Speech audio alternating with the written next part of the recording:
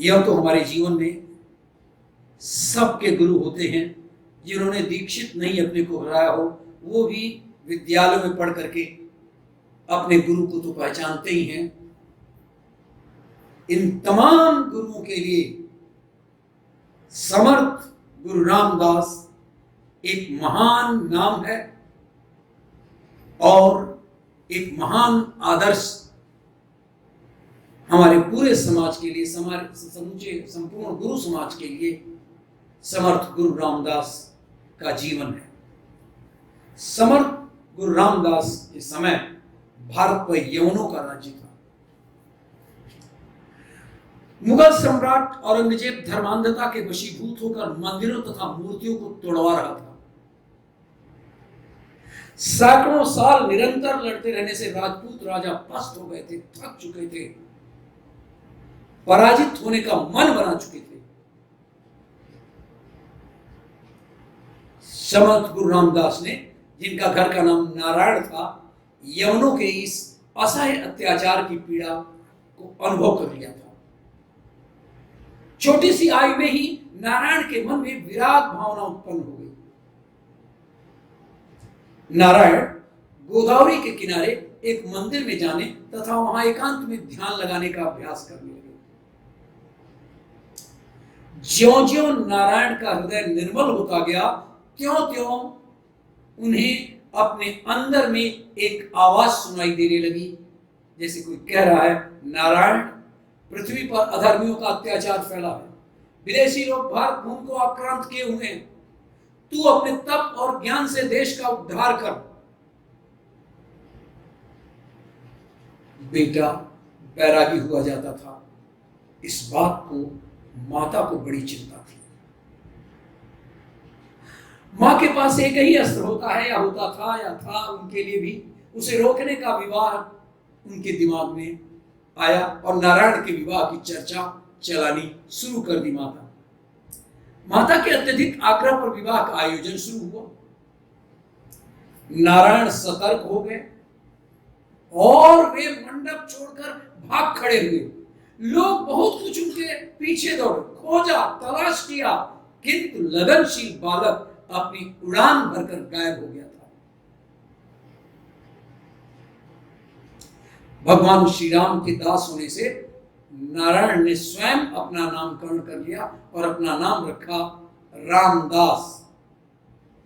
और बाद में उनके भक्तों, शिष्यों ने उनकी शक्ति देखकर रामदास के साथ एक और शब्द जोड़ दिया, समर्थ, और इसलिए उनका नाम पड़ा समर्थ गुरु रामदास।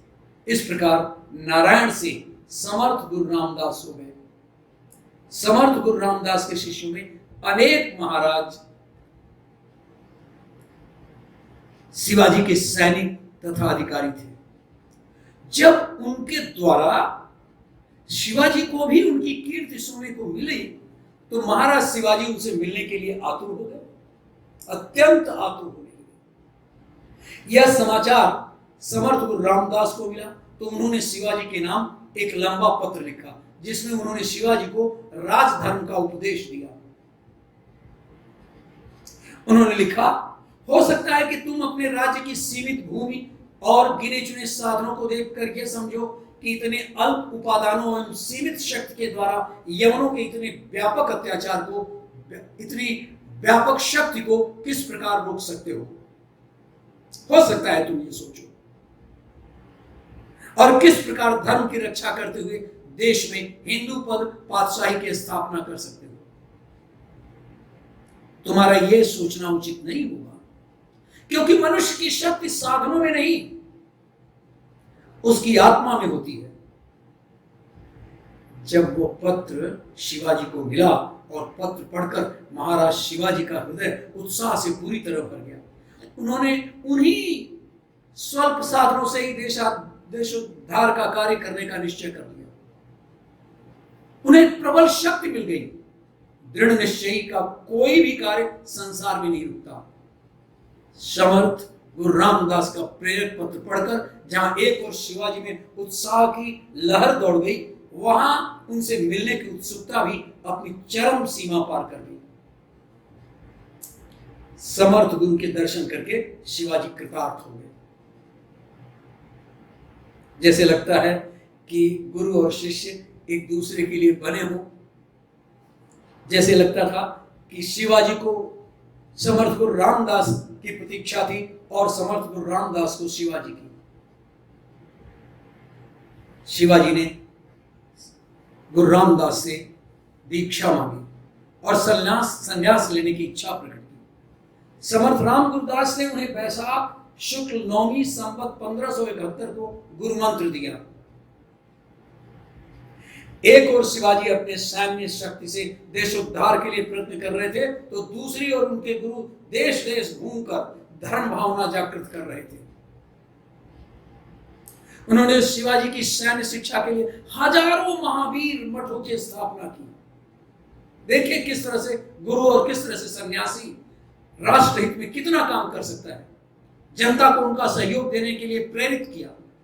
गुरु एवं शिष्य के सम्मिलित प्रयत्नों से हिंदुओं में एक आत्मविश्वास जागा, धर्म के प्रति आस्था एवं श्रद्धा की वृद्धि हुई, जिसके फलस्वरूप मुगल साम्राज्य की जड़ें खोखली हो गई और आगे चलकर वह कुछ ही समय में गिरकर ढेर हो गया।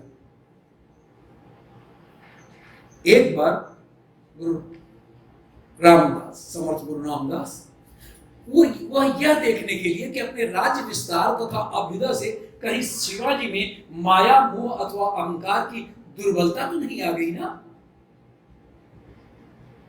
इसलिए उनके द्वार पर गए और भिक्षा के लिए आवाज लगाई। शिवाजी ने उनकी आवाज पहचान लिया और एक पर्चे पर अपना सारा साम्राज्य, फिर से सुनिए, जब उन्होंने आवाज लगाई तो एक पर्चे पर अपना सारा साम्राज्य शिवाजी ने लिखकर उनके कमंडल में डाल दिया। समर्थ गुरु रामदास ने उन्हें राज्य लौटाते हुए केवल अन्न मांगा। शिवाजी दोबारा दिया हुआ राज्य वापस लेने को जब किसी प्रकार तैयार नहीं हुए, तब उन्होंने उन्हें अपनी ओर से खड़ाऊ प्रतिनिधि के रूप में राज्य करने का आदेश देकर प्रस्थान किया। आप सोच सकते हैं, आप उसके पहले त्रेता युग में श्री राम ने भरत को अपना खड़ाऊ दिया था और यहां पर समर्थ गुरु रामदास ने शिवाजी को, गुरु भक्त शिवाजी ने सिंहासन पर उनके खड़ाऊ प्रतिष्ठित कर दिए और राज्य का ध्वज भगवा रंग में रंगवा दिया। और इस प्रकार वे सारे राज्य को गुरु का ही समझकर एक प्रतिनिधि के रूप में राजकाज करते रहे। संवत 1603 ईस्वी में शिवाजी के स्वर्गारोहण के बाद समर्थ गुरु रामदास ने भी मां कृष्ण नवमी 1603 में यह कहते हुए समाधि ली, मेरा कार्य पूरा हो चुका। समर्थ गुरु रामदास का जन्म चैत्र शुक्ल नवमी रविवार संवत 1530 में हुआ था। धन्यवाद।